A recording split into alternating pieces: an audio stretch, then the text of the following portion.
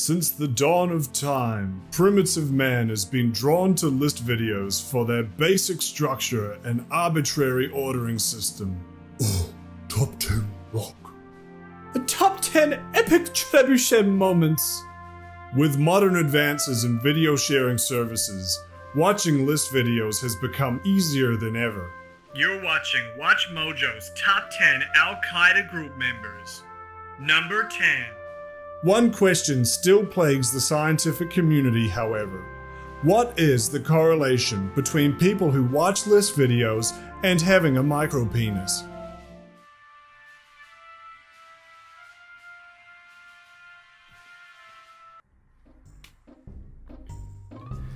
Reddit is a real anus of a website, but unfortunately for me, I eat ass. While it's still one of the best places to go for hobbies and interests such as TV shows, games and movies, the second you step out of your comfort zone of wow memes and anime titties, you can find yourself in some of the nastiest and most repugnant communities outside of the dark web. There exists a constant struggle on Reddit between allowing a freedom of speech that the community polices with its voting system and a series of communities that push the boundaries on what is socially acceptable. Whenever one of these gets banned, it usually comes with a story.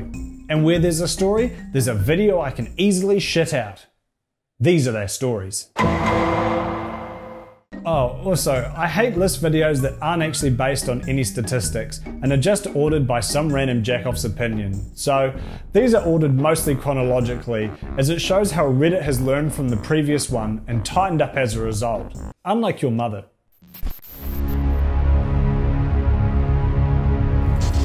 Coming in hot with one of the most controversial subs. Oh, no, I didn't mean hot like that! In Reddit's early days, they tried their hardest to allow almost anything to get posted and let the community decide what should flourish. One of the most popular and most controversial subreddits was r/jailbait, a subreddit dedicated to teaching prisoners how to fish. Nah, but it was actually about sharing suggestive photos of underage girls. Jailbait was started by infamous Reddit user Violent Acres, a user whose ability to offend was rivaled only by his ability to moderate. While he did create a number of offensive subreddits, as well as post hundreds upon hundreds of pieces of questionable and offensive content, he also worked hard to ensure that Reddit's seedy underbelly towed the line and didn't slip into illegal territory. The admins recognized his usefulness, and as a result, let him get away with creating and running subreddits such as Rapebait, this one, and Misogyny, which seems strangely inoffensive by comparison. One of the reasons Jailbait lasted for so long is because, well, even though it's fucking nasty, dude, it's not technically illegal. And like I said, Violent Acres was a very good moderator who stopped anyone trying to push the boundaries. Well, mostly because the boundaries had already been pushed as far as they could go. The real beef and spaghetti happened when famously white-haired man Anderson Cooper did an expose piece on his AC360 show, which brought a huge influx of attention to both Reddit and Jailbait. Some of this was from curious onlookers, some of it was just prisoners learning how to fish, but most worryingly of all, a huge influx of actual, genuine professional pedophiles began to swarm the forum. Began to swarm the forum. Sorry, just spitballing merch ideas here. Since some of them either don't know how the forum works or just don't care, they began to post actual child pornography. While the mod team was usually pretty good at removing illegal content, it became more of a logistical issue when the subreddit received 1.73 million views on the day of the report. Now, normally when a subreddit gets flooded with bad content, the quality of the subreddit just dips for a wee while. But with Jailbait, the bad content was actively breaking the law. When their moderators couldn't keep up with it, it was passed up the ladder to the Reddit staff, in the same way that you'd pass off a piece of roadkill to a garbage man. According to ex-CEO Yishin Wong, at the time there were only 5 paid admins, and this resulted in one poor bastard being forced to sift through disgusting and illegal content just so that people can safely browse disgusting but legal content. If this is true, I applaud the commitment to the belief of an open and free platform, but eventually, it just became too much trouble than it was worth. Apparently subjecting one employee to look at the sexual abuse of children all day is bad for their mental health. clearly part of the snowflake generation. And so Jailbait was baited into jail and promptly banned. As a result of Jailbait, Reddit expanded their rules to make anything sexualizing minors a bannable offense. At one point, Jailbait was the second biggest search term on the website, and the intense media scrutiny had many people thinking that perhaps that was the reason the subreddit got banned. Regardless of the reason, this marked one of the first times that the Reddit admins stepped in and said, "This type of content is no longer allowed on our site," promptly followed by, "Come on guys, we thought it was pretty obvious."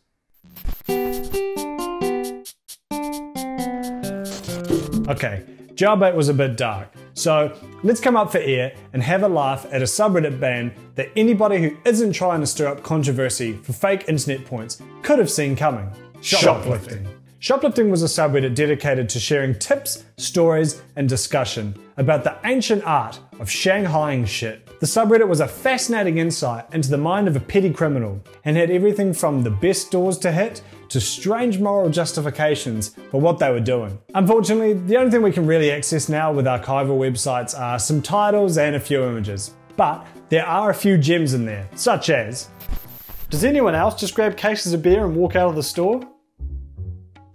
No. "Hey guys and gals, never lifted before, but I'm planning to walk down to my local Dollar General later. Any recommendations? 16-year-old boy." Alright, here's a recommendation. Come back in 4 years. I think 16-year-old boy is possibly the most suspicious person on the planet. Well, next to 14-year-old boys trying to impress their mates. Now, originally I was against this subreddit, and then I read this next one. "How do I remove one of the food posters from a Subway shop? Does anybody have any info on how those art installations are put up? I want the poster of bread they have on the wall." As soon as I read that, I realized the only reason I was against this subreddit is because people shoplifting shit I don't really care about, like phone charges and shorts and shit. But fuck y'all want tips on how to steal the bread posters at Subway. The best part is it's a happy ending. Edit. "I did what Kaz the antagonist said and the frame flipped open after fiddling with it for a bit. Then I just walked right on out like I own the damn thing. Success." Interestingly, the subreddit wasn't actually banned for promoting an illegal activity, but for facilitating the sale of stolen goods. I suppose some thieves thought that just breaking one law wasn't enough and decided to go for the combo multiplier. In addition to stolen goods, this rule also banned the sale of alcohol, tobacco, and controlled substances, except advertisements placed in accordance with our advertising policy, because woo! USA! USA! USA! Fat People Hate was a subreddit dedicated to exactly what it says on the tin. Black beans. Oh, wait. Fat People Hate tin. Fat People Hate grew large, ironically, and found itself sporting a healthy 150,000 subscriber count. Their posts were provocative and frequently found their way to the front page, making them impossible to miss. But there was something amiss. It turns out that the sort of people who come together to bully someone based on their appearance are not very nice people.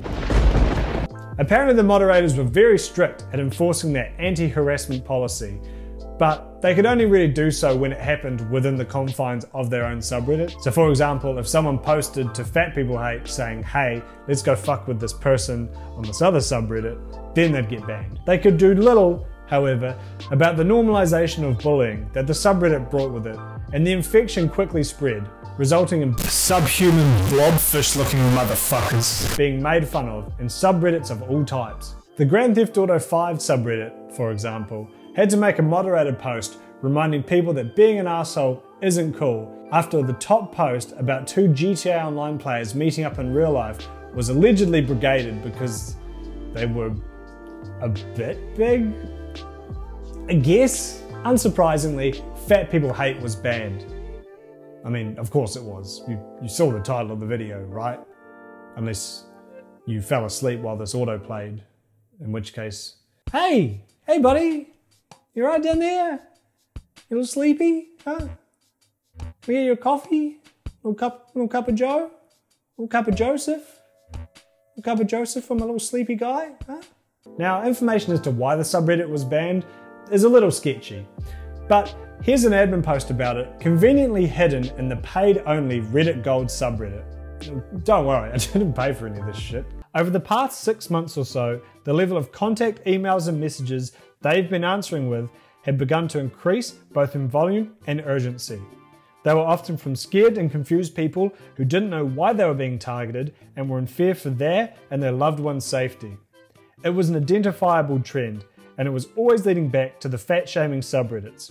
Upon investigation, it was found that not only was the community engaging in harassing behaviour, but the mods were not only participating in it, but even at times encouraging it. Now, if you're on the side of the Fat People Hate subreddit, I will now reread this message in a mocking tone. Over the last 6 months or so, the level of content... Another theory, perhaps the fry that broke the obese person's knees, was a little kerfuffle they had with Imgur. Imager, once a simple image hosting website, now boasted its own dedicated community where people could upvote and comment on images. After being repeatedly reported by the Imager community, Fat People Hate images were banned from the community side of the site, in much the same way that porn and gore images are. However, Fat People Hate was still free to use the image hosting side of the site. This distinction was difficult to understand at first glance, and since the Fat People Hate users spent as much time looking into the problem as their victims did exercising, they were quick to say with certainty that Imager was no longer allowing them to host images on the site. In response, the mods of Fat People Hate put an image of the Imager staff on the side of the subreddit that mocked their weight. Even though only a few of them were really noticeably overweight, this was seen by some as targeted harassment. And since it was by the moderators and not just some random jack-off, it came off as an endorsement by the people in charge. Regardless of whether or not you think this constitutes harassment, or whether this was even the reason to begin with, the subreddit was banned shortly afterwards, meaning this event probably had some influence. Like lifting up a box with 150,000 cockroaches under it, the users then scattered and infested every other subreddit, proving that Fat People Hate was never one to go to other subreddits and harass people, by going to other subreddits and harassing people. This was, and still is, considered to be one of the biggest and stupidest things to happen on Reddit, which is saying something for the website with the cum box. The front page was overrun with people mocking fatties, bemoaning the ban, and harassing interim CEO Alan Powell, who they blamed for the ban. In order to circumvent the ban, they created countless subreddits with increasingly creative names, such as Fat People Hate 2, Fat People Hate 3, Fat People Hate 4, Ellen Powell is a big cunt, Dead Fat People, Whale People Hate, I belong in a sty, Fat People Hate 5. These subreddits were also banned, most likely due to harassment or just straight ban evasion, but a few interesting things did happen amidst the chaos. The Punchable Faces subreddit was absolutely flooded with pictures of Alan Powell, which resulted in the top mod deleting all of them, creating a post calling everyone childish idiots, and then locking the entire subreddit until things died down. r/fatlogic, a similar sub that focused on mocking the excuses of why overweight people don't want to lose weight, also went private until things died down. One of the biggest reasons that I believe Fat People Hate was taken down due to harassment and not due to Reddit banning controversial ideas, as many people at the time thought, is that FatLogic is still up to this day, simply because it's based around the critique of fat acceptance ideas as opposed to personal mockery. And finally, the whale watching subreddit was believed to be one of the Fat People Hate ban evasion subs and was banned itself, even though it was actually about whale watching. It was later reinstated.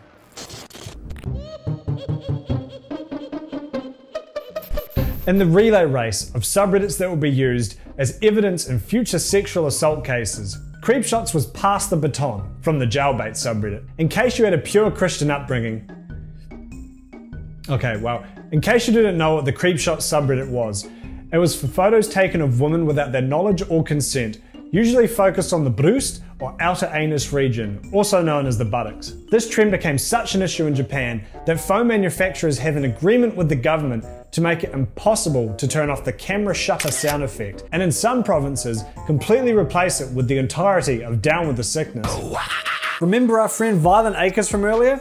Well, A popular user and moderator of creep shots named Potato in My Anus added Violent Acres to be a moderator for the creep shots subreddit. And in return, Violent Acres made Potato in My Anus a moderator for the incest subreddit. And God, I fucking hate Reddit. It seems that the appointment of Violent Acres to the Creepshots mod team set off Gawker journalist Adrian Chen, who supposedly had it out for Reddit, regardless of whether you agree with his methods or not. After hearing that last paragraph, I had to say, do you really blame him? Violent Acres had attempted to keep his real identity a secret since, you know, he moderated the Hitler subreddit. But Chen had managed to do what years of Batman villains never could and figured out his real name, phone number, and place of work. Understandably not wanting this leaked, Violent Acres pleaded with Chen, offering to delete his account and leave Reddit forever. But Chen published the article regardless. This resulted in Violent Acres losing his job as a result of people informing his workplace of his Reddit history. There was a lot of interesting discussion on the site about this article. While nobody could morally defend the things that Violent Acres had done, he had broken no laws, and doxing someone undermines the free speech afforded to the website. On the other hand, should someone just be allowed to get away with sexualizing minors and invading the privacy of others by sharing creep shots of them?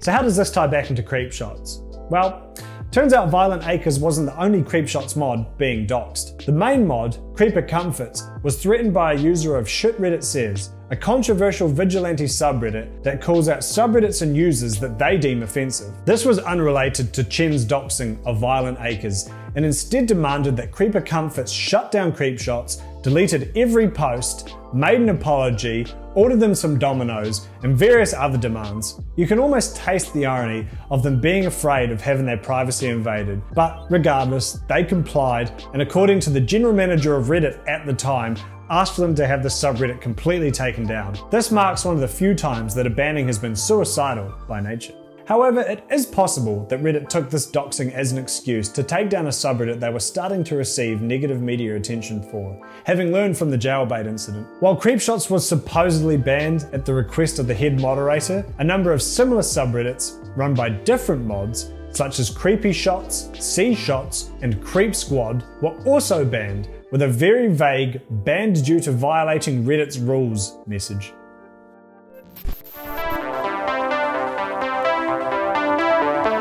Out of morbid curiosity, I would sometimes walk the lonely road down the boulevard of broken dreams that is the incel subreddit. The posts ranged from wallowing in self-pity, pointing the blame, and being strangely fixated on proving that some girls only go after attractive guys, as though this was meant to be some big gotcha moment that nobody had ever stumbled upon before.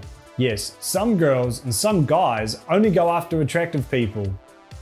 Great job, Sherlock Holmes alone. Unlike the other subs mentioned here, there's no clear information as to what specific event resulted in incels being banned. If you try to go to the sub, it says it was banned due to violating Reddit's content policy, specifically their rules on violent content. So while we might not know what event, if any, was the reason for the sub's removal, if you look at their post history, it's not surprising why. The users of incels would routinely glorify the rape and abuse of women, and even of men who are able to get laid. The ones they called chads, normies, or... Yeah. Allow me to read some of these titles to you, and you tell me if this sounds like someone who's dateable.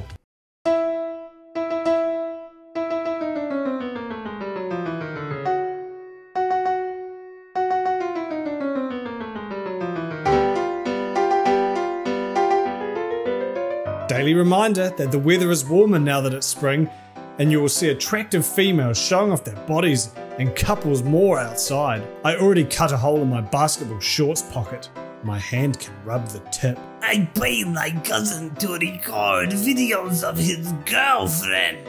On the ride home from adopting this guy, it's always about them. She just had to include her 180-pound self in the photo. She could have easily just taken a picture of the dog in the backseat, but no, she needs the validation. Today, I saw a woman crying her eyes out and almost couldn't control my laughter. Such life fuel. Woman crying makes me happy. We like to have fun on this channel, but some of these posts are so sick and so vile that Not even clown music and a silly voice could make them funny. Which is the reason there was no part 2 of the Thirst Olympics, in case you're wondering. But there will be one day, so stay tuned for that bad boy. Users of the now banned incels subreddit flocked to a similar subreddit called brain cells. You get it? Like brain cells?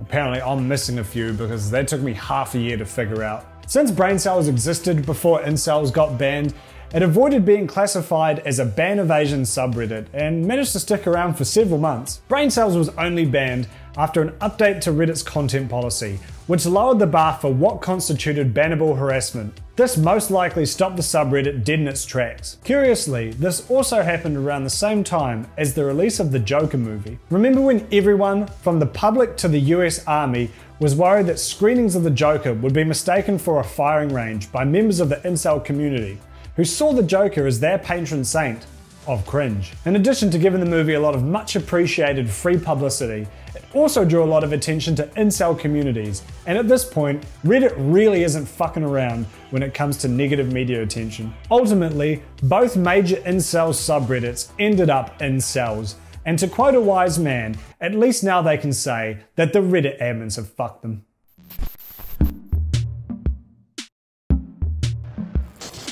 Whenever a controversial community is banned, especially during the Fat People Hate saga, the argument is made that you have unboxed what was previously a contained community, and they are now infesting the rest of the site. A study done by the Georgia Institute of Technology, famous for being where the devil went down to while looking for a soul to steal, found that the bans of Fat People Hate and the exceptionally racist Coontown subreddit were effective in reducing the usage of hate speech on the site by up to 90% in users who used to frequent those communities. In addition, many of these users just left Reddit entirely. Obviously, the bans didn't just suddenly cure someone's racism, but for the purposes of discouraging that sort of content on the site, the bannings do seem to work. So, what do you think?